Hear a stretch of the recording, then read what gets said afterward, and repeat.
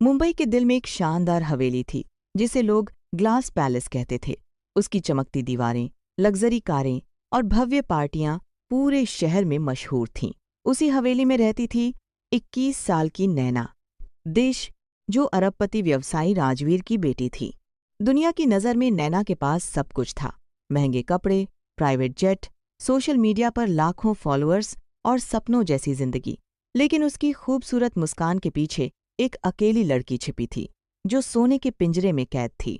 हर सुबह पत्रकार उसके घर के बाहर खड़े रहते और हर शाम बिजनेस मेहमानों से हवेली भरी रहती। उसके पिता को भावनाओं से ज्यादा अपनी प्रतिष्ठा की चिंता थी। उसकी माँ हमेशा फैशन शो और चैरिटी इवेंट्स में व्यस्त रहती थी। ऑनलाइन उसके हजारों दोस्त थे, लेकिन असल जिंदगी में एक भी सच्चा दोस्त नहीं था।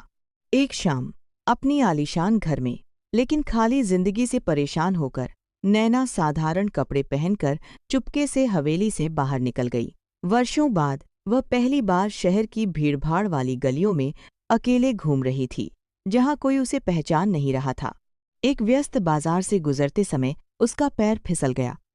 तभी पास की चाय की दुकान पर खड़े एक लड़के ने उसका हाथ पकड़ लिया। सावधान, उसने मुस्कुराते हुए कहा। उस लड़के का नाम आरव था, एक मेहनती कॉलेज छात्र जो चाय की दुकान के बगल में एक छोटी सी किताबों की दुकान चलाता था। अमीर लोगों से अलग आरव सच्ची बातें करता था और खुलकर हंसता था। उसे महंगे ब्रांड्स या बड़े नामों से कोई फर्क नहीं पड़ता था। नैना हर हफ्ते उस बाजार में आने लगी। उसने अपना नाम नैन्सी बताया। धीरे धीरे उसे उस साधारण जिंदगी से प्यार होने लगा। सड़क किनारे चाय पीना, किताबों की दुकान में मदद करना और आरव के लेखक बनने के सपने सुनना।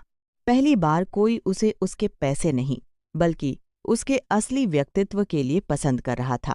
एक दिन पास में चल रही न्यूज़ चैनल से आरव को नैना की असली पहचान पता चल गई। वह हैरान और दुखी हो गया। तुमने मुझसे झूठ क्यों बोला?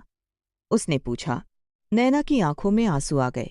उसने धीमी आवाज में कहा, क्योंकि मैं चाहती थी कि कोई मुझे देखे, मेरे पैसों को नहीं। आरव कुछ कह पाता उससे पहले कई काली लग्जरी कारें वहां आकर रुकीं। कियारा के पिता सुरक्षा गार्ड्स के साथ बाहर उतरे।